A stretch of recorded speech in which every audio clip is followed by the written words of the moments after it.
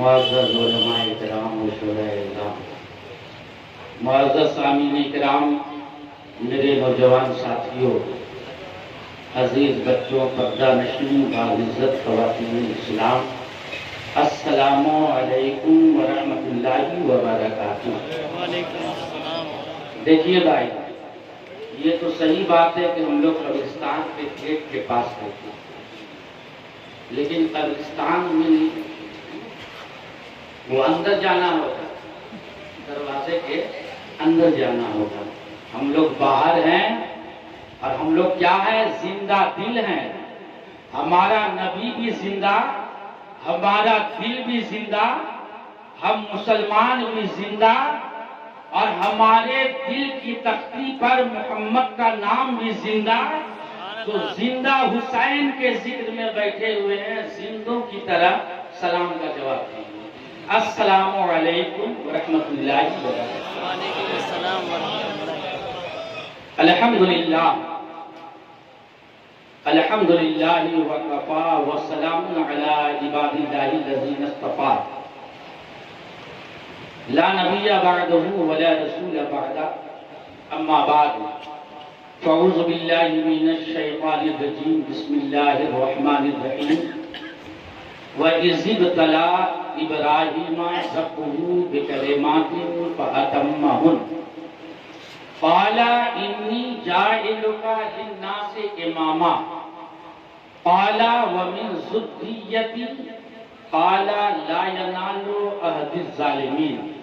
قال النبی صلی اللہ تعالی علیہ وسلم: الحسن والحسین سیدا اشباب اہل الجنہ۔ صدق اللہ مولانا العظیم وصدق رسولہ النبی الامین المتین المبین الکریم، ونحن علی ذلک لمن الشاہدین والشاکرین والحمد للہ رب العالمین۔ آئیے سب سے پہلے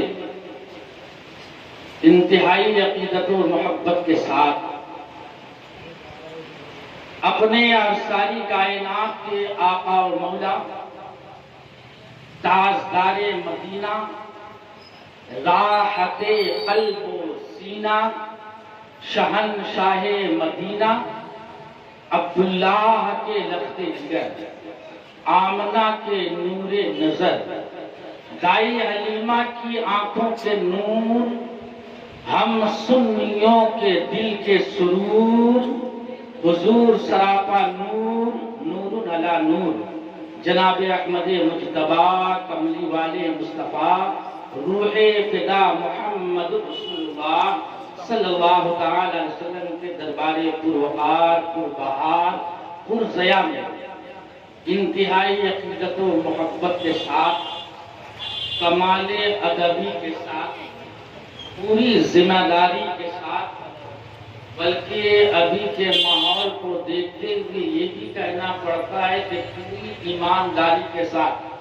بارگاہ مصطفیٰ میں درود شریف کے نذرانی عقیدت پیش کر لیں اور بآواز بلند پڑھیں: اللہم صلی علی سیدنا و سندنا و شفیعنا و نبینا و مولانا محمد و بارک وسلم صلو علیہ، صلاۃ و سلام علیک یا رسول اللہ صلی اللہ تعالی علیہ وسلم۔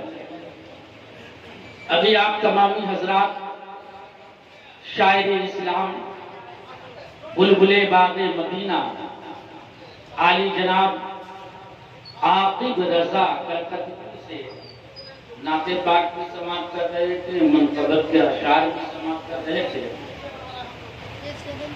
میں چاہتا ہوں کہ میں بھی دو تین شعر پڑھ دوں۔ میں تو شاعر ہوں نہیں، ان کی طرح آواز بھی نہیں ہے، لیکن اللہ رب العزت ذکر کرنے والے کو دیکھتا ہے، محبت کو دیکھتا ہے۔ محبت کے ساتھ منقبت حسین کے دو تین شعر پیش کر رہا ہوں، خاص کر کے نقیب ہندوستان، ادیب شہیر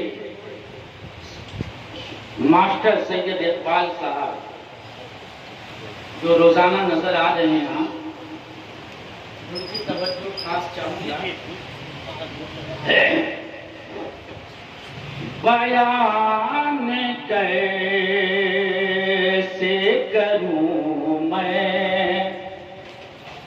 بھلا مقام حسین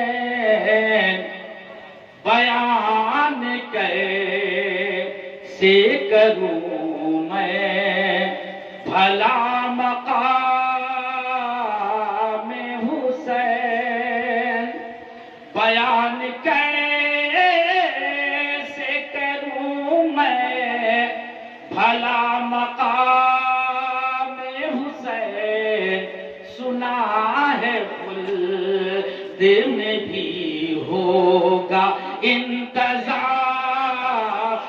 حسین، سنا ہے خلد میں بھی ہوگا انتظام حسین۔ اگر مدرسے کا ایک محتمیم ہوتا ہے تو ہم بہت احترام اور عزت کرتے ہیں، میرا آقا حسین تو پوری جنت کا محتمیم ہے۔ سنا ہے خلد میں بھی ہوگا انتظام حسین، بیٹھا کے پشت پہ سرکار نے نواسے کو، بیٹھا کے پشت پہ سرکار نے نواسے کو، زمانے بھر سے کہا یہ ہے احترام حسین، زمانے بھر سے کہا یہ ہے احترام حسین، سنا ہے خلد میں بھی ہوگا انتظام حسین۔ اور میرے امام حسین، میرے آقا حسین کی عظمت اور ان کی شان امامت کا کیا کہنا؟ ارے اپنے اگر امام کر دے تو کوئی بات نہیں، کرب و بلا کی سرزمین سے جو ظالموں جابر یزیدی تھے وہ بھی امام حسین کو امام حسین ہی کہہ لیتے ہیں، یہ ان کی شان امامت ہے، اپنے بھی امام کہتے ہیں اور جو نقل کرنے آئے وہ بھی امام ہی کہہ لیتے ہیں۔ شیخ یہ ان کی شان امامت نہیں تو پھر کیا ہے، یہ ان کی شان امامت نہیں تو پھر کیا ہے، یہ ان کی شان امامت نہیں تو پھر کیا ہے،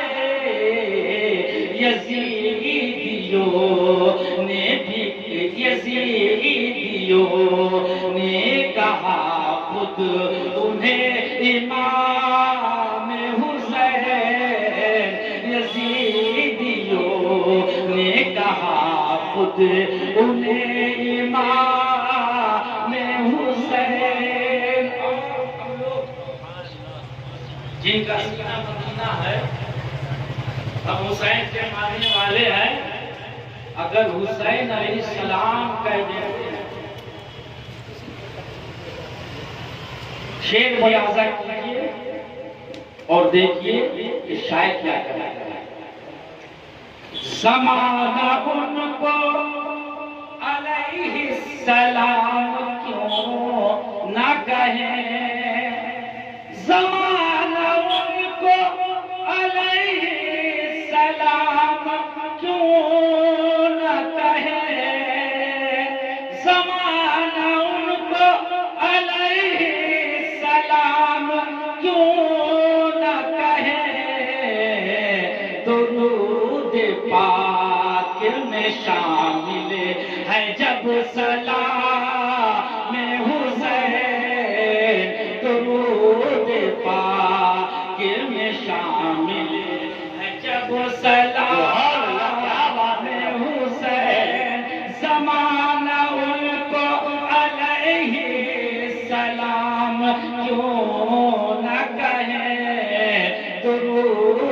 پاک میں شامل ہے جب سلام حسین. پڑھتے ہیں تو پڑھتے ہیں نا. ٹھیک ہے. آل محمد. یہ آل محمد کون ہے؟ یہ تو ہمارے آقا حسینی ہے. جب درود میں ہم ان پر سلام بھیجتے ہیں تو علیہ السلام کہنے میں کیا بات؟ آخری شعر محبتوں کے ساتھ سلام کر لیجیے. زمین کرب و بلا کہتی ہے یہ رو کر. زمین کرب و بلا کہتی ہے یہ رو کر. بروز حشر خدا لے گا انتقام حسین. بروز حشر خدا لے گا انتقام حسین. سنا ہے خلد میں بھی ہوگا انتظام حسین. دشت کربلا کو عرش کا زینہ بنا دیا. دشت کربلا کو عرش کا زینہ بنا دیا. جنگل کو مصطفیٰ کا مدینہ بنا دیا. جنگل کو مصطفیٰ کا مدینہ بنا دیا.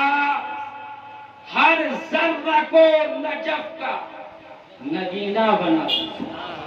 ہر ذرہ کو نجف کا نگینہ بنا دیا.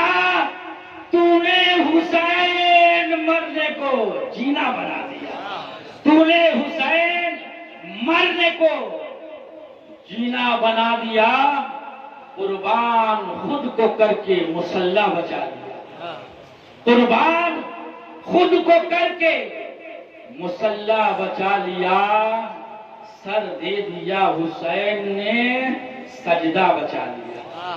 سر دے دیا حسین نے سجدہ بچا لیا. دین نبی بچا لیا. صرف اتنا ہی مت کہیں دین نبی بچا لیا. اتنا ہی نہ کہے کہیے علی کے لال نے کعبہ بچا لیا.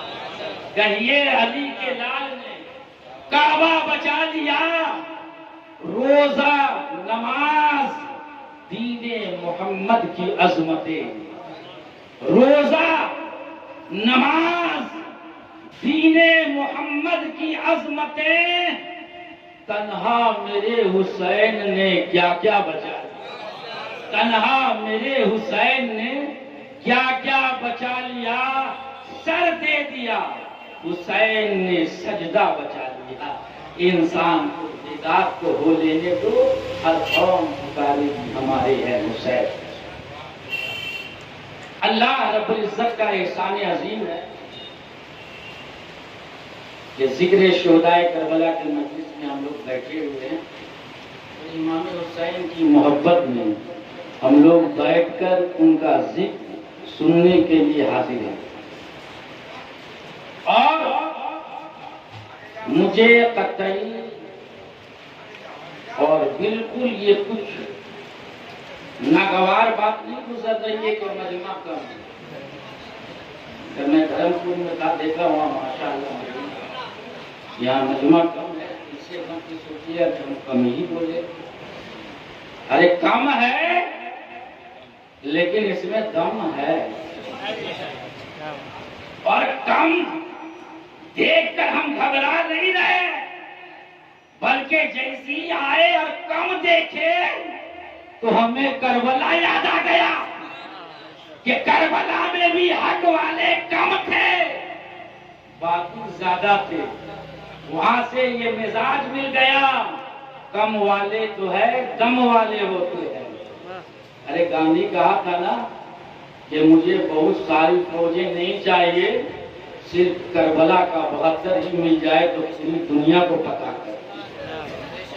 امام حسین حق والے تھے کربلا میں، ان کے ماننے والے کم تھے لیکن دمدار تھے۔ آپ لوگ بھی بالکل بیدار ہو کر تھوڑی دیر گفتگو سنیے، انشاءاللہ تبارک و تعالی میرے بات کی تفصیل ہوگی۔ میں نے قرآن عظیم کی جس آیت کریمہ تلاوت کرنے کا شرف حاصل کیا، اس آیت کریمہ میں پوری توجہ چاہوں گا، بات سمجھ میں آئے گی تو واقعہ بھی آپ سمجھیں گا۔ اس آیت کریمہ میں اللہ رب العزت نے اولو العزم پیغمبر حضرت ابراہیم علیہ السلام کا ذکر کر رہا ہے۔ اللہ رب العزت ارشاد فرما رہا ہے، میں نے اپنے ابراہیم کو آزمائشوں میں ڈالا، ابتلا میں ڈالا، امتحان لیا، لیکن ابراہیم ہر آزمائش میں پورے معیار پہ اترے۔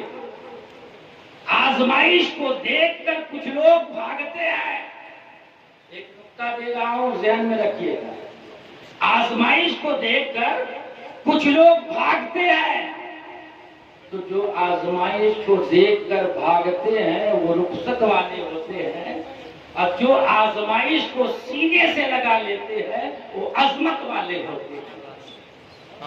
آزمائش میں اللہ اسی کو ڈالتا ہے جس سے وہ پیار کرتا ہے۔ اپنے ابراہیم کو آزمائش میں ڈالا، ابتلا میں ڈالا، اور جب ابراہیم علیہ السلام ہر امتحان میں کامیاب ہو گئے تو اللہ رب العزت نے دو انعام کا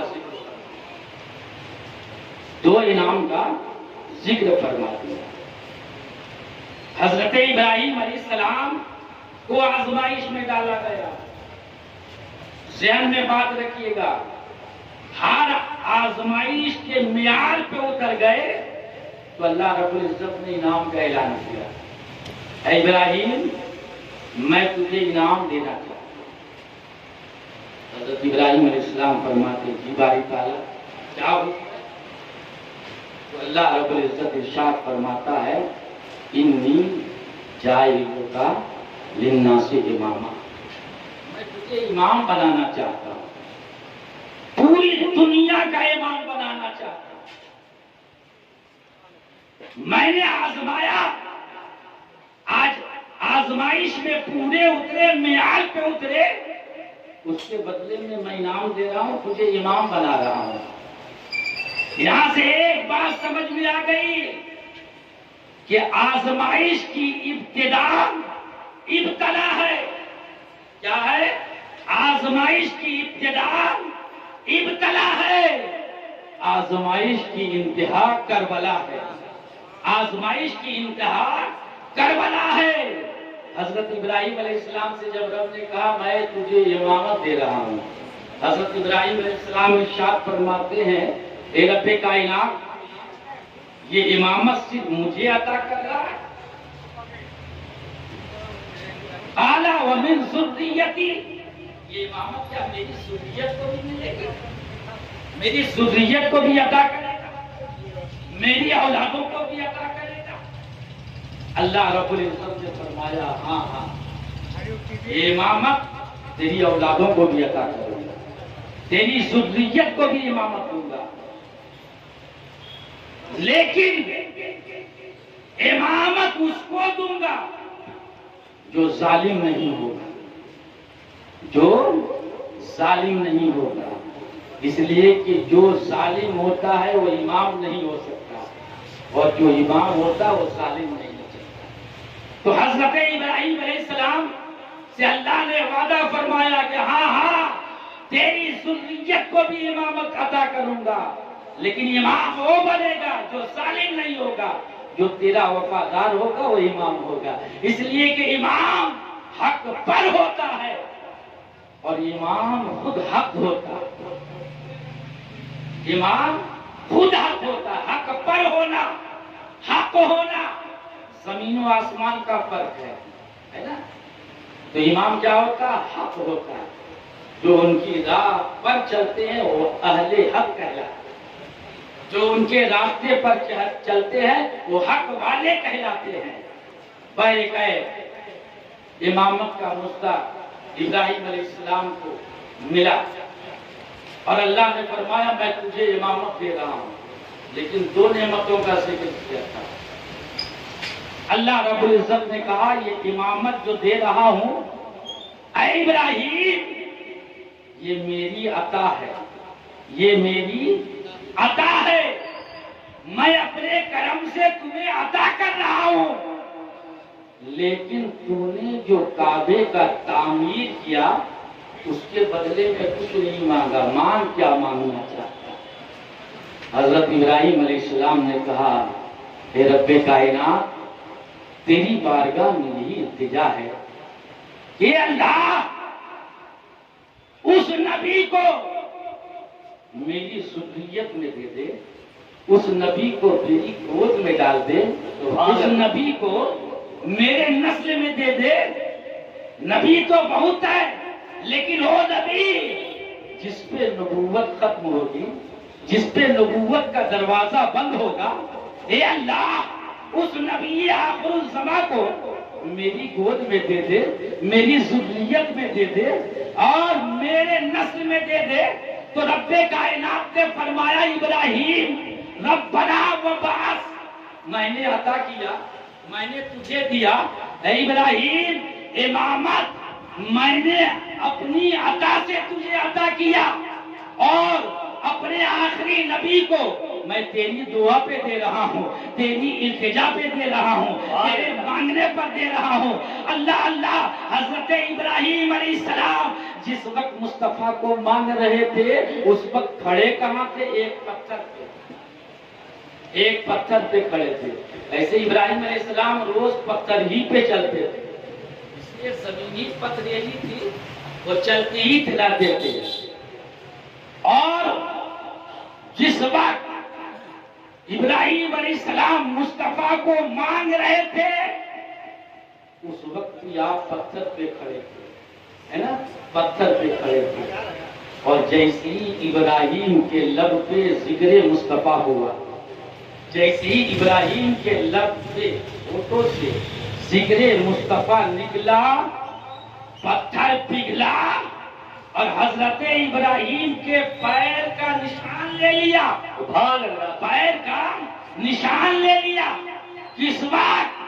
جس وقت ابراہیم علیہ السلام مصطفیٰ کو مانگ رہے تھے، جس وقت ابراہیم علیہ السلام مصطفیٰ کا تذکرہ کر رہے تھے، جس وقت مصطفیٰ جان رحمت کو اپنی ذریت میں مانگ رہے تھے، جس وقت ابراہیم کے ہونٹ پہ ذکر مصطفیٰ تھا، وہ پتھر پگھلا، ابراہیم علیہ السلام کے پیر کے نشان کو لے لیا، وہ نشان مقام ابراہیم کہلایا۔ آج بھی وہ مقام ابراہیم، وہ پیر کا نشان موجود ہے۔ 4000 سال کا عرصہ گزر گیا، نہ مٹا ہے نہ مٹایا جا سکتا ہے نا، اور نہ مٹا ہے نہ مٹایا جا سکتا ہے۔ اس لیے کہ اللہ اپنی شان کی حفاظت اس سے کروا رہا ہے جو مٹانے والا ہے نا، حفاظت اسی سے کروا رہا ہے جو مٹانے والا ہے۔ تو ذکر مصطفیٰ جب ابراہیم کے لب پہ آئے اس وقت پتھر نے جو پیر کا نشان لیا، اس پیر کے نشان کو اللہ نے اپنی نشانی کہا اور اس کا مقام اتنا بلند ہو گیا۔ قرآن میں ذکر ہے وَاتَّخَذُوا مِن مقام ابراہیم مصلی، ہم نے مقام ابراہیم کو مصلی بنا دیا۔ وہاں پہ جب حاجی جاتے ہیں نا 2 رکعت نماز پڑھتے ہیں تو یہ نماز پڑھتے ہیں۔ حضرت ابراہیم علیہ السلام کے پیر کے نشان کو مصلی کیوں بنایا گیا اور یہ پیر کا نشان کیوں پڑا؟ تو ذکر مصطفیٰ کے صدقے میں پڑا۔ اے لوگوں، اس رسول کا ذکر ہو رہا تھا، اس اس رسول کا ذکر کر رہے تھے جس کے ذکر کے صدقے میں سب کچھ بنا ہے، جس کے ذکر کے صدقے میں زمین بھی بنی ہے، آسمان بھی بنا ہے، چاند سورج بھی بنے ہیں، ستارے بھی بنے ہیں، اسی کا ذکر ابراہیم نے کیا اور پتھر پیر کا نشان لے لیا، اور جب لیا تو اس نشان کا بھی مقام اعلیٰ ہو گیا۔ اے لوگوں، ایک بات آپ سے کہنا چاہتا ہوں، یہ پتھر پہ نشان کب پڑے؟ جب ابراہیم نے مصطفیٰ کو چاہا، جب ابراہیم نے مصطفیٰ کو مانگا تو ابراہیم کی چاہت کون ہے؟ مصطفیٰ ہے۔ اور جب دنیا میں میرے آقا تشریف لائے تو ابراہیم نے ادھر مصطفیٰ کو چاہا، اور جب اللہ کے رسول دنیا میں آئے تو اللہ کے رسول نے حسین کو چاہا، اللہ کے رسول نے حسین کو چاہا۔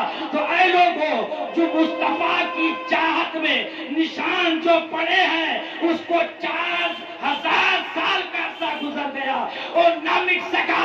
ابراہیم نے چاہا تھا مصطفیٰ کو، اور نشان نہ مٹا، تو جس کو میرے رسول نے خود چاہا اس حسین کا ذکر کیسے مٹ سکتا ہے؟ ارے ایک یزیدی کیا، اگر کروڑوں یزیدی پیدا ہو جائے تو حسین کا ذکر مٹ نہیں سکتا، نہ مٹا ہے نہ مٹے گا۔ اس لیے کہ حسین کا ذکر صرف ہم نہیں کرتے، بلکہ حسین کا ذکر سمندر کی سیلانی میں ہے، حسین کا ذکر موجوں کی طغیانی میں ہے، حسین کا ذکر پہاڑ کی بلندی پر بھی ہے، حسین کا ذکر درخت کے پتوں پر بھی ہے، حسین کا ذکر سمندر کے قطرات میں بھی ہے، حسین کا ذکر مچھلیاں بھی کرتی ہے، حسین کا ذکر چرندوں پرند بھی کرتے ہیں، حسین کا ذکر زمین بھی کرتی ہے، حسین کا ذکر آسمان بھی کرتا ہے، حسین کا ذکر جو ہے دنیا کے ذرہ ذرہ کرتا ہے۔ تو جس کا ذکر سب کرے اور وہ بھی مصطفیٰ کی چاہت ہو، اس کو ایک یزید یا کروڑوں یزید مل کر مٹا نہیں سکتا۔ اگر کوئی مٹانے کی کوشش کیا وہ مٹ گیا، لیکن نام حسین کل بھی زندہ تھا، آج بھی زندہ ہے، قیامت تک زندہ ہے۔ اچھا یہ بتائیے، ایک بات کر کے میں گفتگو آگے کرتا ہوں۔ حسین کربلا میں شہید ہونے کے بعد یہ بتائیے کہ ہم لوگ حسین سے اتنی محبت کرتے ہیں کہ اپنے بچوں کا نام بھی حسین، غلام حسین، احمد حسین رکھتے ہیں کہ نہیں؟ لیکن یہ بتائیے، یزید کا نام بھی کوئی رکھتا ہے؟ کبھی سنا ہے کہ کوئی باپ اپنے بیٹے کا نام یزید رکھتا ہے؟ اگر بھول چوک سے رکھ بھی دے یزید، 11 مہینہ تو خوش و خرم گھومنے کا، 11 مہینہ تو بچا رہے گا، محرم کا چاند ہوگا کہ کدھر جاؤ گے، تو صحیح چھوڑے گا نہیں نا؟ حسین کل بھی زندہ تھے، آج بھی زندہ ہے اور قیامت تک زندہ رہیں گے۔ کون حسین؟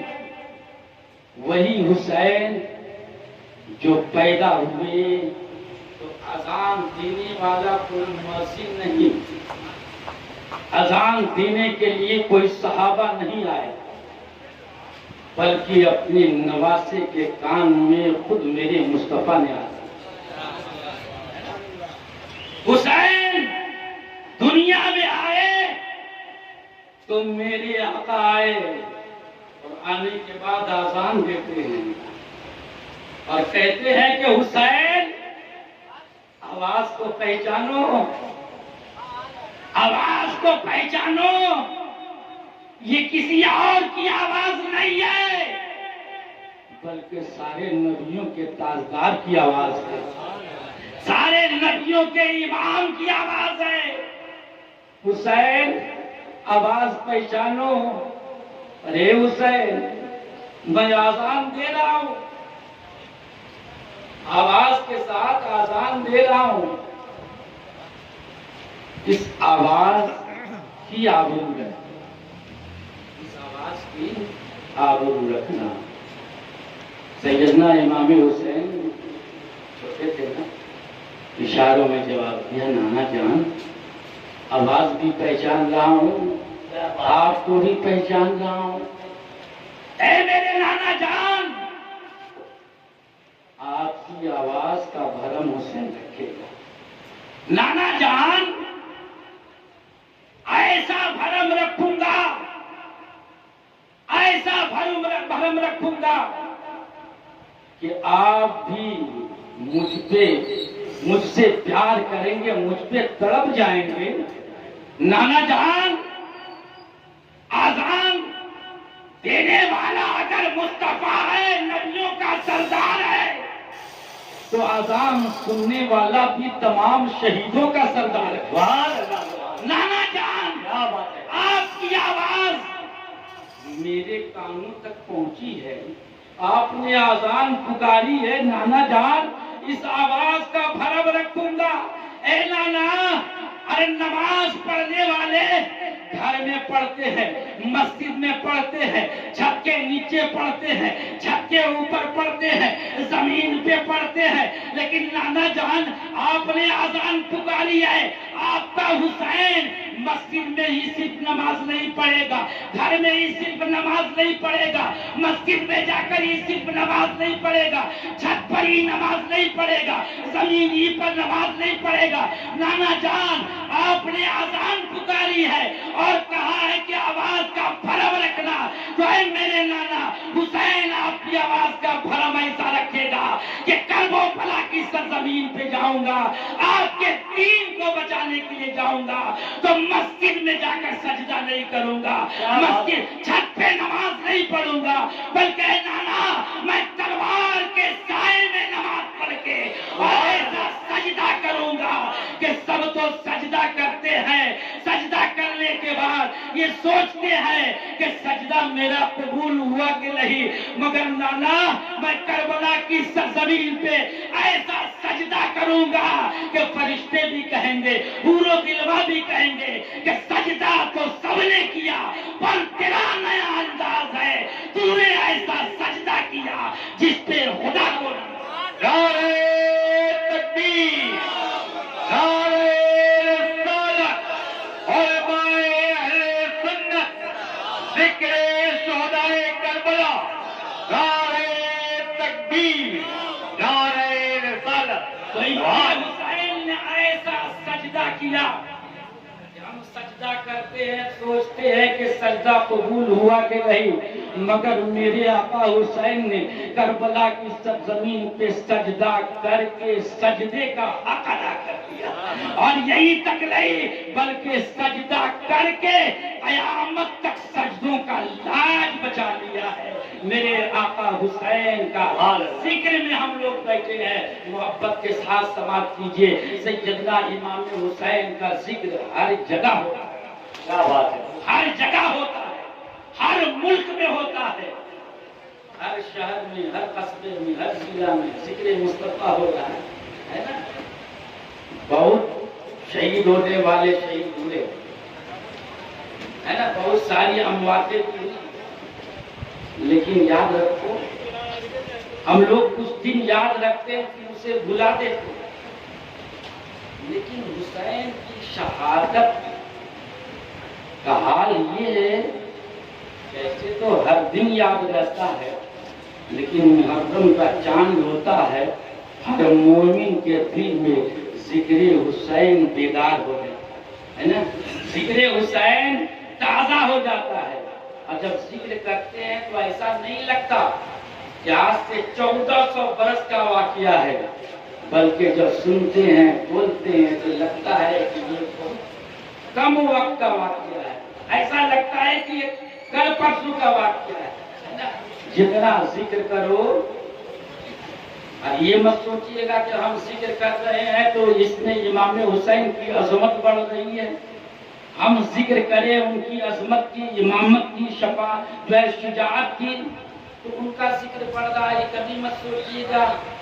हम लोगों के जिक्र से हुसैन का मकाम बुलंद नहीं हो रहा है, बल्कि हम जिक्र करके अपने आप को बुलंद हो रहे हैं, जिक्र करके अपने नसीबे को बेदार कर रहे हैं, और हुसैन का जिक्र करते हैं, और गमे हुसैन में जो है आंसू का एक कतरा गिराते हैं, गमे हुसैन में तड़पते हैं, तो इसलिए तड़पते हैं कि आय आका हुसैन, कयामत के मैदान में अगर आपकी नजरे करम मुझ पे हो गया, نظر مجھ پہ پڑ گئی اور آپ نے اگر کہہ دیا کہ یہ میرا غلام ہے تو ہم قیامت میں بھی پاس ہو جائیں گے اور جنت میں بھی آپ کے ساتھ ساتھ داخل ہو جائیں گے۔ سبحان اللہ سبحان اللہ، کیا بات۔ ارے یہ تو ہم لوگ اگر فخر کریں تو بڑی بات نہیں۔ مجھے ایک واقعہ یاد آ رہا ہے، بس واقعہ کا نقش نگاری کر کے میں گفتگو آگے بڑھاتا ہوں۔ حسنین کریمین کا بچپنے کا زمانہ ہے، واقعہ سنے ہوں گے، صرف آپ کے ذہن کو قریب کرنے کے لیے بتا رہا ہوں، ہے نا۔ امام حسین کھجور کے درخت پہ ہیں، اچھا کھا رہے ہیں، خراب نیچے گرا رہے۔ نیچے کون تھا؟ حضرت عمر کا بیٹا، ہے نا، حضرت عمر کا بیٹا نیچے تھا، عبداللہ۔ کھا رہے ہیں، نیچے گرا رہے ہیں، اچھا کھا رہے ہیں اور نیچے گرا رہے ہیں، جس کو گرانا ہے گرا رہے ہیں۔ نیچے سیدنا عمر بن خطاب کا بیٹا ہے، اٹھا کر کھا بھی رہا ہے، آپ کہہ رہا ہے کہ حسین یہ آپ کیا کر رہے ہیں؟ اچھا کھا رہے ہیں، خراب گرا رہے ہیں۔ ارے گرانا یہ تو میرے لیے بھی اچھا گرا دیجیے۔ سیدنا امام حسین سے جب حضرت عمر کا بیٹا عبداللہ ابن عمر نے کہا تو امام حسین نے کہا، اے عبداللہ تو کیا بات کرتا ہے، تو تیرا باپ میرے نانا کا غلام ہے، تو ہم سے کیا بات کرتا ہے، تیرا باپ میرے نانا کا غلام ہے۔ اتنا سنا تو سیدنا عمر کا بیٹا دوڑتا ہوا اپنے باپ کے پاس پہنچا۔ پہنچنے کے بعد رات میں پریشان تھے، سیدنا عمر فاروق نے کہا، کیا ہوا بیٹا؟ ابا جان دیکھیے نا، حسین کہہ رہے ہیں کہ تو ہم سے کیا بات کرے گا، تیرا باپ عمر تو میرے نانا کا غلام ہے۔ تو عبداللہ یہ سوچ رہے تھے کہ ابا جان تو ایسے جلالی ہے کہ جس راستے سے گزر جاتے ہیں شیطان بھی بھاگتا پھرتا ہے، یہ تو غصہ کریں گے، امام حسین کو بلا کر ڈانٹے ڈپٹیں گے۔ جیسی یہی سوچ کر کہا بیٹے نے، عمر کے بیٹے نے، لیکن سیدنا عمر فاروق ارشاد فرماتے ہیں، بیٹا حسین نے کہا کہ ہاں حسین نے کہا کہ یہ بیٹا ہر باپ اپنے بیٹے پر احسان کرتا ہے، لیکن یہ بیٹا آج تو پہلا بیٹا ہوگا کہ باپ تو احسان کرے گا۔ کہا ابا جان کیا؟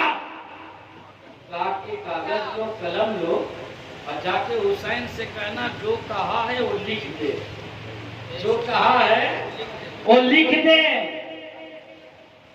تو عبداللہ ابن عمر کاغذ قلم لے کر گئے، وہ درخت پہ تھے امام حسین، یہ آواز لگاتے ہیں، حسین تم بہت کہہ رہے ہو کہ تمہارا باپ میرے نانا کا غلام ہے۔ کہا کہ ہاں صحیح کہہ رہا ہوں۔ کہا نیچے اتریے، جو کہہ رہے ہیں آپ لکھ سکتے ہیں؟ کہا یہ کون سی بڑی بات ہے، کہہ رہا ہوں تو لکھنے میں کیا ہے، لاؤ قلم، لاؤ کاغذ، لکھ دیتا ہوں۔ سیدنا امام حسین نے لکھ دیا کہ عمر فاروق میرے نانا کا غلام ہے، اور نیچے سائن بھی کر دیا، نیچے سائن بھی کر دیا، مہر لگا دیا۔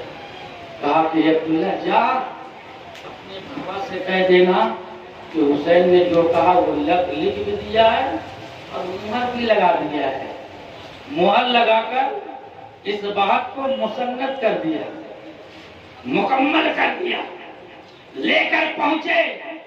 المختصر یہ ہے کہ جیسے ہی عمر فاروق کے ہاتھ میں وہ کاغذ پہنچا، سیدنا عمر فاروق نے جیسے دیکھا کہ لکھا ہوا ہے عمر فاروق میرے نانا کا غلام ہے، عمر فاروق زاروں قطار رونے لگے۔ آپ کا بیٹا عبداللہ ابن عمر نے کہا ابا جان اس میں رونے کی کیا بات ہے، کیوں رو رہے ہیں؟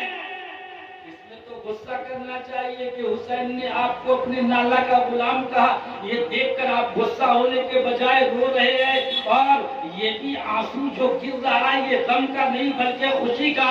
ابا جان کون سی خوشی کی بات آپ کو میسر ہو گئی، کس لیے آپ خوش ہو گئے؟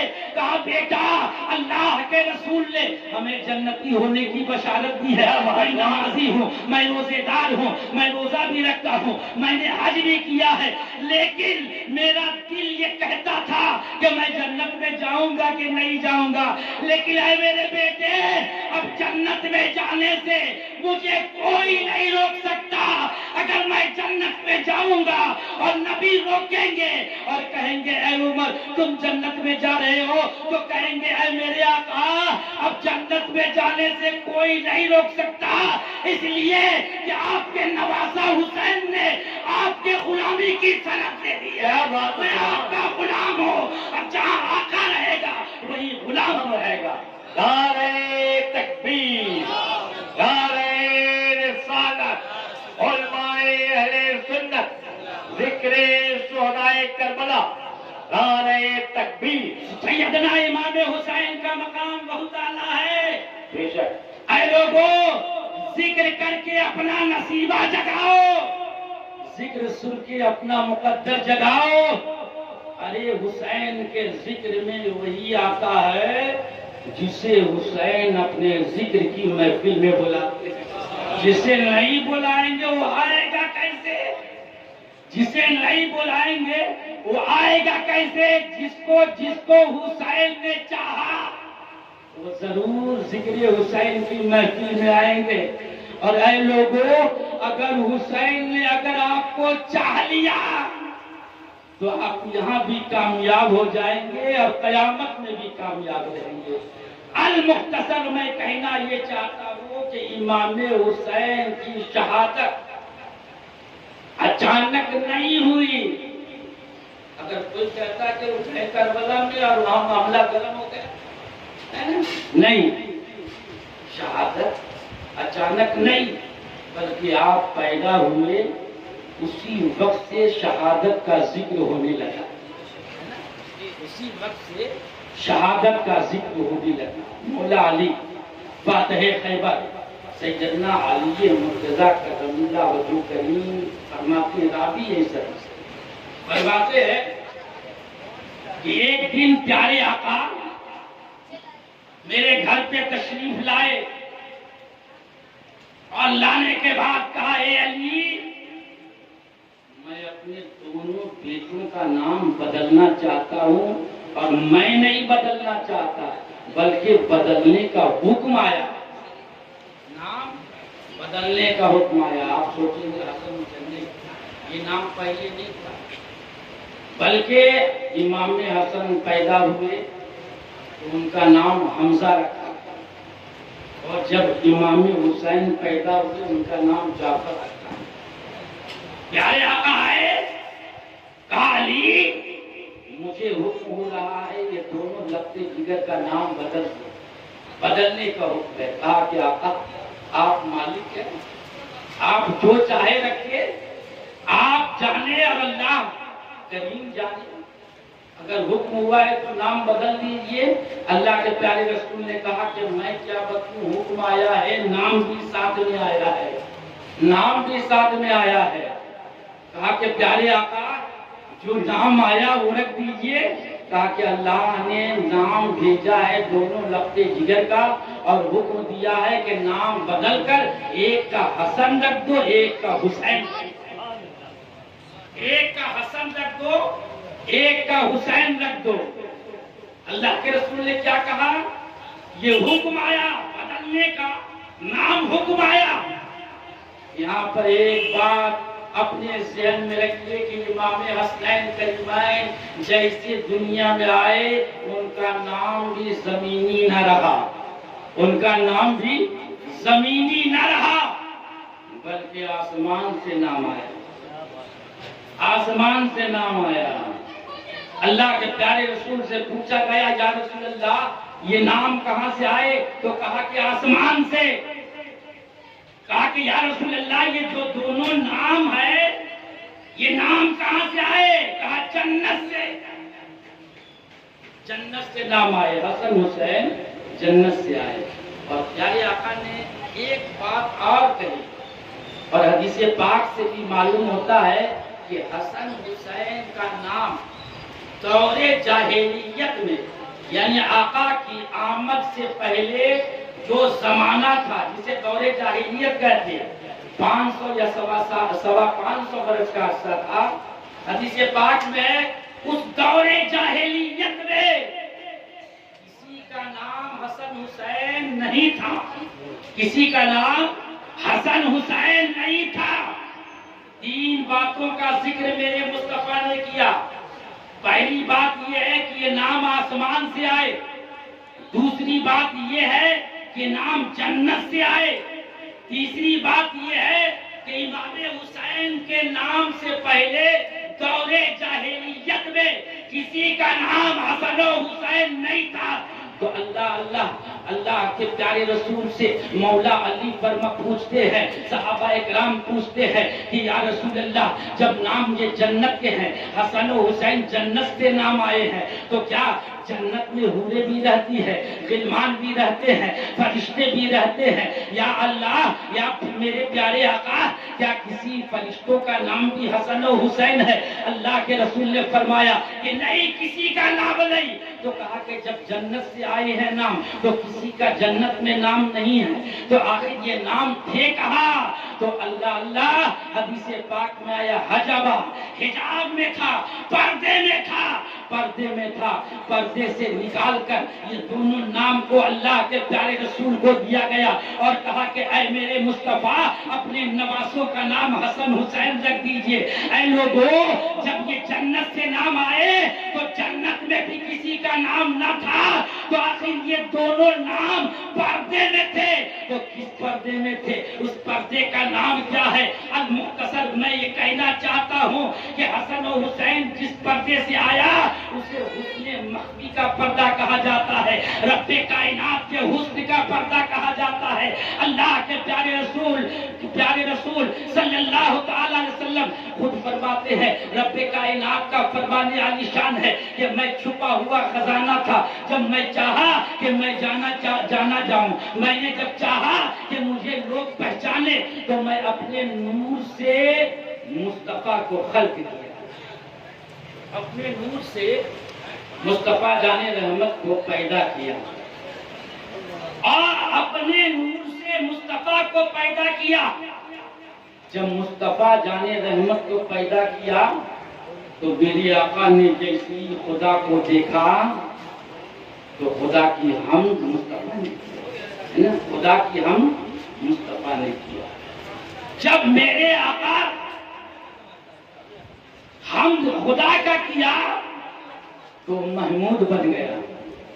مصطفیٰ نے جب حمد کیا, اس لیے کہ حمد کرنے والی جو ذات کی اور مخلوق کی نا, حمد کیا خدا مخلوق بن گیا. خدا کو حمد کرنے والا اتنا پسند آیا کہ محمود نے حامد کا ذکر کر دیا. محمود نے حامد کا ذکر کیا, حمد کرنے والے کا ذکر کیا. حمد کرنے والا ذکر کیا تو وہ محمود بنا, اور اللہ نے جب مخلوق کا ذکر کیا تو یہ محمد بنے. حمد کرنے والے کا ذکر ہوا اور محمد بنے. تو اللہ کہنا یہ چاہتا ہوں کہ اللہ تبارک و تعالی نے امام حسن و حسین کو بھی کے نام کو بھی اپنے پردے میں رکھا تھا, اور میرے محبوب کا نام بھی اپنے پردے میں رکھا تھا. محمد کا نام عطا کیا.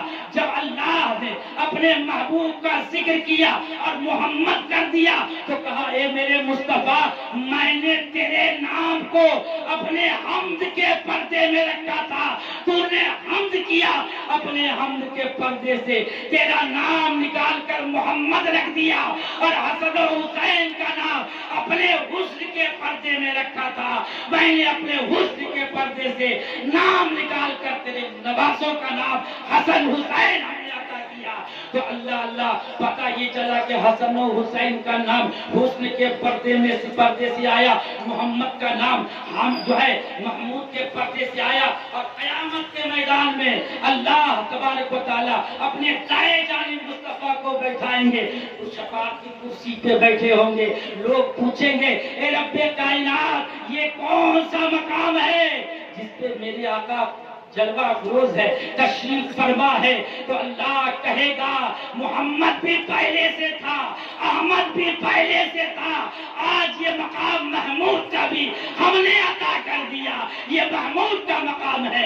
اللہ اللہ، میرے آقا صلی اللہ تعالی علیہ وسلم جو ہے خدا کی چاہت ہے اور مصطفیٰ کی چاہت حسین ہے۔ سبحان اللہ۔ مصطفیٰ کی چاہت حسین ہے، اس لیے لوگوں ایک دن امام حسین اپنی والدہ محترمہ سیدہ طیبہ طاہرہ فاطمہ الزہرا رضی اللہ تعالی عنہا کی بارگاہ میں پہنچے، کہا امی جان آپ بھی قرآن پڑھتے ہیں، قاری بھی قرآن پڑھتے ہیں، حافظ بھی قرآن پڑھتے ہیں، مسجد میں قرآن کی تلاوت ہوتی ہے، اچھے اچھے قاری اچھے اچھے انداز سے قرآن پڑھتے ہیں، امی جان قرآن سن کر دل جھوم جاتا ہے، امی جان قرآن سن کر روح جھوم جاتی ہے، امی جان قرآن سنتا ہوں میرا بھی دل مچلنے لگتا ہے، مگر اے امی جان ہم نے آپ کے قرآن پڑھنے کو بھی دیکھا، آپ کے سجدے کو بھی دیکھا۔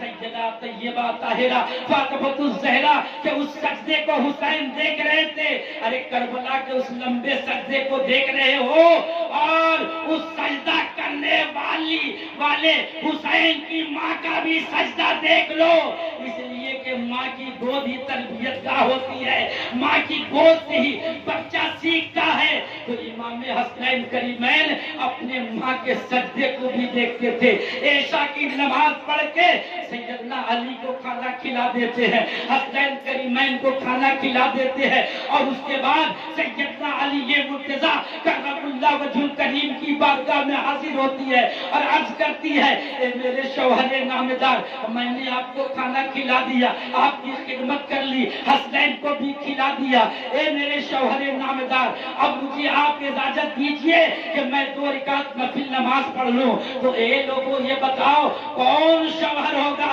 جو نماز پڑھنے سے روکے گا؟ اللہ اللہ، مولا علی فرماتے ہیں کہ جاؤ نماز پڑھو، اجازت ہے۔ سیدہ فاطمہ نماز پڑھنے کے لیے جب کھڑی ہوئی تو عشاء کے نماز کے بعد کھڑی ہوتی ہے اور فجر کی اذان ہو جاتی ہے، لیکن امام حسین کی ماں کا 2 سجدہ بھی ادا نہیں ہوتا ہے۔ امام حسین کی والدہ محترمہ سیدہ طیبہ طاہرہ فاطمہ نعرہ تکبیر، نعرہ رسالت، علماء اہل سنت حضرت علامہ مولانا اظہر الحسن صاحب قبلہ، نعرہ تکبیر، نعرہ رسالت۔ 2 سجدے عشاء کے بعد سے لے کر فجر کا وقت بڑا مختصر نہیں ہوتا ہے، بہت لمبا وقت ہے، اگر ہم لوگ چاہیں تو سینکڑوں رکعت نماز ادا کر سکتے ہیں، لیکن سیدہ فاطمہ کا سجدہ دیکھو، ایک کربلا میں حسین کا سجدہ دیکھنے والوں، ان کی والدہ فاطمہ کا بھی سجدہ دیکھو۔ رات گزر گئی، ساری رات گزر گئی، مسجد نبی سے بلال حبشی آزان پکار دیے، سیدہ فاطمہ اپنی چادر کو اٹھاتی ہے، عرض کرتی ہے پروردگار عالم کوئی رات اتنی لمبی بنا کہ تیرا فاطمہ 2 رکعت دل کھول کر نماز ادا کرے۔ جب ماں ایسی ہو تو بیٹا کیسا ہو؟ جب باپ فتح خیبر ہو تو بیٹا کیسا ہوگا؟ اللہ اکبر۔ تو سیدنا امام حسین عرض کرتے امی جان قاری قرآن پڑھتے ہیں، حافظ قرآن پڑھتے ہیں، مسجد میں قرآن کی تلاوت ہوتی ہے، آپ بھی تلاوت کرتی ہیں، میں بھی تلاوت کرتا ہوں، لیکن یہ امی جان میں قرآن کی تلاوت تو کرتا ہوں، لیکن ایسا بھی ایک وقت تلاوت کروں گا کہ اس تلاوت کا کوئی جواب نہیں ہوگا، اس تلاوت کا کوئی جواب نہیں ہوگا۔ سیدہ فاطمہ پوچھتی ہے میرے بیٹے ایک سے ایک دنیا میں قاری ہے، ایک سے ایک پڑھنے والے ہیں، آخر تو کیسا تلاوت کرے گا کہ تیرے تلاوت کا جواب نہیں ہوگا؟ تو امام حسین ارشاد فرماتے امی جان تلاوت کرنے والے مسجد میں بیٹھ کر تلاوت کرتے ہیں، گھر میں بیٹھ کر تلاوت کرتے ہیں، زمین پہ بیٹھ کے تلاوت کرتے ہیں۔ ارے جہاں تلاوت کرتے ہیں وہ چھت کے نیچے ہی تلاوت کرتے ہیں، لیکن امی جان میں جب قرآن کا تلاوت کروں گا تو نہ زمین جو ہے چھت ہوگی، نہ زمین پہ بیٹھ کر تلاوت کروں گا، بلکہ میرا سر یزیدیوں کے نیزے پہ ہوگا اور میں قرآن پڑھتا جاؤں گا، تلاوت کرتا جاؤں گا، تاکہ دنیا والوں کو معلوم ہو جائے کہ میرے نانا جان نے کہا تھا کہ حسین اور قرآن دونوں جدا نہ ہوں گے، تو ایسا نہ ہو کہ میرا سر تن سے جدا ہو جاتا، اور اگر میں قرآن نہ پڑھتا تو یزیدی کہتے کہ جب سر تن سے جدا ہو گیا تو حسین اور قرآن الگ الگ ہو گئے۔ اس لیے امی جان مجھے نیزے پہ بھی قرآن پڑھنا ضروری ہے، اور وہ تلاوت ایسا تلاوت ہوگا کہ قیامت تک اس تلاوت جیسا کوئی تلاوت نہیں کر سکتا۔ سیدنا امام حسین کا مقام بہت اعلیٰ ہے، اور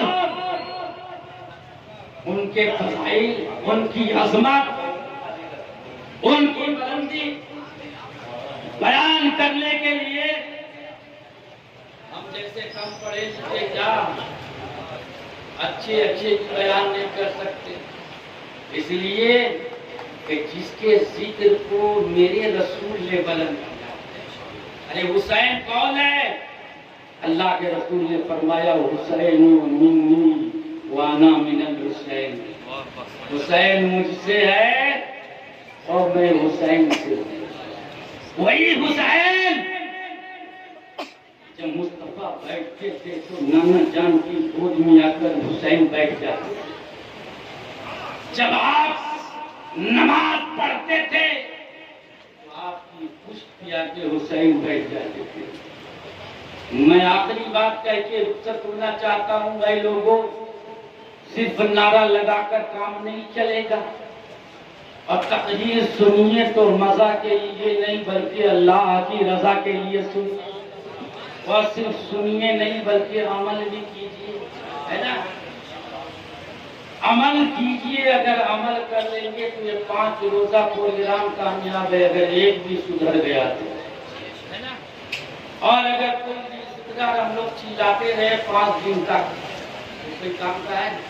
میں نے کہے آخری بات آپ کے ذہن میں ڈالنا چاہتا ہوں، امام حسین کا ذکر پہاڑ کی بلندی پر بھی ہے نا، پتھر میں بھی ہے، دریا کی مچھلیاں بھی حسین کا تذکرہ کرتی ہے، اور کیوں نہ کرے؟ جہاں جہاں مصطفیٰ کا ذکر وہاں میرے آقا حسین کا ذکر، میرے آقا حسین گود میں بیٹھے۔ ایک مرتبہ تو ایسا ہوا واقعہ بہت سنتے ہیں، صرف نقشہ نگاری کر کے میں رخصت ہو رہا کہ پشت پہ بیٹھ گئے، اور کس وقت بیٹھے جب نماز کی حالت میں بیٹھ گئے۔ واقعہ سنے ہوں گے، یہاں تک اتنا سنے کہ آپ لوگوں کو بھی یاد ہو، میں سنانا نہیں چاہتا، بس ایک نقطہ دے کے رخصت ہونا چاہتا ہوں تو بیٹھ گئے۔ اب سوچئے کہ ذکر حسین کہاں کہاں ہے، بس یہی بتانا چاہتا ہوں۔ میرے مصطفیٰ سجدے میں، حسین پشت پہ، اور جیسے ہی پشت پہ سوار ہوئے مصطفیٰ جان گئے کہ پیٹھ پہ حسین ہے، مصطفیٰ جان گئے کہ پشت پہ حسین ہے، پیٹھ پہ حسین ہے۔ ہم نماز پڑھتے ہیں تو 3 مرتبہ سبحان ربی الاعلیٰ، یا 5 مرتبہ یا 7 مرتبہ اتنے ہی نہ پڑھتے ہیں۔ امام حسین بیٹھ گئے، میرے آقا نے سجدے کو طول دے دیا، بلکہ یوں کہہ لیجئے کہ تسبیح بڑھا دی، 3 مرتبہ پڑھ لیے، 5 مرتبہ پڑھ لیے، 7 مرتبہ پڑھ لیے۔ اب سجدے میں ہے، پشت پہ حسین ہے، اور اللہ کے رسول سجدے سے سر نہیں اٹھا رہے ہیں، جان رہے کہ سجدے سے سر اٹھائیں گے حسین گر جائیں گے، اور یہ حسین صرف کون ہے یہ حسین؟ کون ہے؟ خواجہ خواجہ مرکز عاشقہ قبلہ چشتیہ سیدنا خواجہ معین الدین چشتی حسن سنجیری اجمیری رحمت اللہ علیہ فرماتے ہیں شاہ ہست حسین، بادشاہ ہست حسین، دین ہست حسین، دی پناہ ہست حسین، سردار ندار دست دست یزید حقا کے بنائے لا الہ ہست حسین، سر دے دینا ہاتھ نہ دینا، جہاں بھی ملیں گے یزید بچو گے غازی کٹو گے شہید۔ غریب نواز نے کہا حسین دین ہے اور حسین دین کی پناہ ہے۔ تو پشت پہ اللہ کے رسول سجدے میں تھے، پشت پہ حسین نہیں بلکہ دین تھا، سبحان اللہ، بلکہ دین تھا۔ اس لیے میرے آقا نے تسبیح بڑھا دی اور کہا کہ اگر سجدے سے سر اٹھایا تو دین گرے گا، ہے نا؟ تسبیح بڑھا دی۔ اتنی تسبیح پڑھی ہے مختصر یہ ہے کہ 11 مرتبہ پڑھ لیے، 21 مرتبہ پڑھ لیے، 31 مرتبہ پڑھ لیے، 41 مرتبہ پڑھ لیے، 51 مرتبہ پڑھ لیے، 61 مرتبہ پڑھ لیے، 71 مرتبہ پڑھ لیے۔ اللہ کے رسول جو ہے سجدے کی حالت میں ہے اور کسی اور کا سجدہ نہیں، میرے مصطفیٰ کا سجدہ ہے۔ اب سوچو کہ مصطفیٰ نماز کی حالت میں ہے، سجدے کی حالت میں ہے۔ وہ سجدہ جب ایک عام بندہ سجدے میں جاتا ہے تو خدا اور بندے کے درمیان جتنے پردے ہوتے ہیں اٹھا دیے جاتے ہیں۔ یہ اب بندے کا حال ہے تو میرے آقا کا حال کیا ہوگا؟ ارے اے لوگوں، مولا علی کے پیر میں ایک تیر لگ گئی تھی، واقعہ سنے ہوں گے، تیر لگی تھی، اتنا درد ہو رہا تھا، اتنا کرب ہو رہا تھا، اتنی بے چینی تھی، کوئی قریب بھی جاتا تو آپ آواز لگاتے قریب مت آنا۔ درد سے آپ چیخ رہے تھے، درد سے آپ کہہ رہے تھے، درد سے آپ پریشان تھے۔ لوگوں نے کہا آخر مولا علی کے پیر سے تیر کیسے نکالا جائے؟ تو صحابہ نے کہا ایسے نکالنے نہیں دیں گے، ارے ان کو نماز کے لیے کھڑا ہونے دو، اس کے بعد نکالا جائے گا۔ جب مولا علی نماز کے لیے کھڑے ہوئے تو تیر نکال لیا گیا، لیکن علی کو خبر نہیں ہوئی، تیر نکل گیا، علی کو خبر نہیں۔ تو جب علی کی نماز کا یہ حال ہے تو نبی کی نماز کا حال ہے۔ میرے آقا سجدے میں تھے، حسین پشت پہ تھے۔ جب پشت پہ بیٹھے تو نماز کی حالت میں حسین کا خیال مصطفیٰ کو آیا کہ نہیں؟ جب خیال تھا قبل آپ اٹھ نہیں رہے تھے، مصطفیٰ کا خیال آیا۔ اب یاد رکھو ایک عام بندہ سجدہ کرتا ہے تو بندے اور خدا کے درمیان جتنے حجابات ہیں، جتنے پردے ہیں، سب اٹھا دیے جاتے ہیں۔ اور جہاں میرے مصطفیٰ سجدہ کر رہے تھے اور جب مصطفیٰ سجدہ کر رہے تھے تو آپ کا خیال خدا جانے کہاں تک تھا۔ تو جہاں جہاں مصطفیٰ کا خیال تھا وہاں وہاں حسین کی تحفظ کا بھی خیال تھا، حسین کی حفاظت کا بھی خیال تھا۔ المختصر یہ ہے کہ سیدنا امام حسین جو ہے خود بخود کب اترے؟ جب 72 تسبیح ہو گئی، جب 72 تسبیح ہو گئی تو خود بخود اتر گئے۔ جب اتر گئے تو اللہ کے رسول نے سجدے سے سر اٹھایا۔ امام حسین دوڑتے ہوئے گئے اپنی ماں کے پاس، امی جان جانتی ہیں؟ کہا اور بیٹا کیا بات ہے؟ کہا نانا جان سجدہ کر رہے تھے، سجدے میں سے ہم جا کے پیٹھ پہ بیٹھ گئے۔ سیدہ فاطمہ ارشاد فرماتی ہے بیٹا نانا جان نماز پڑھ رہے تھے، نماز کا تو خیال کیا ہوتا، نماز کا تو خیال کیا ہوتا، کیوں بیٹھا؟ کہا کہ امی جان میں پشت پہ جا کے بیٹھ گیا اور نانا جان اس وقت تک سجدے سے سر نہیں اٹھائے جب تک میں خود نہیں اترا۔ امی جان نانا جان نے جیسے 72 تسبیح پڑھی میں اتر گیا، 72 تسبیح پڑھی میں اتر گیا۔ تو ماں کہتی ہے بیٹا نانا کا نماز کا تو خیال کیا ہوتا تھا کہ امی جان کوئی بات نہیں، آج نانا نے مجھے بچانے کے لیے 72 تسبیح پڑھی، کل اسی نانا کے دین کو بچانے کے لیے کربلا کی سرزمین پہ 72 جانوں کو قربان کر کے قرآن کے آبرو کو بچاؤں گا، مذہب اسلام کو کو بچاؤں گا اور اسلام کے پرچم کو بلند کر دوں گا۔ اللہ اللہ، میرے آقا حسین نے کہا آج مجھے بچانے کے لیے نانا نے 72 تسبیح پڑھی ہے، میں نانا کے دین کو بچانے کے لیے 72 جانیں قربان کر کے نانا کے دین کو بچا لوں گا۔ اللہ رب العزت ہم سبوں کو سننے سے زیادہ عمل کرنے کی توفیق و رفیق عطا فرمائے، ہے نا۔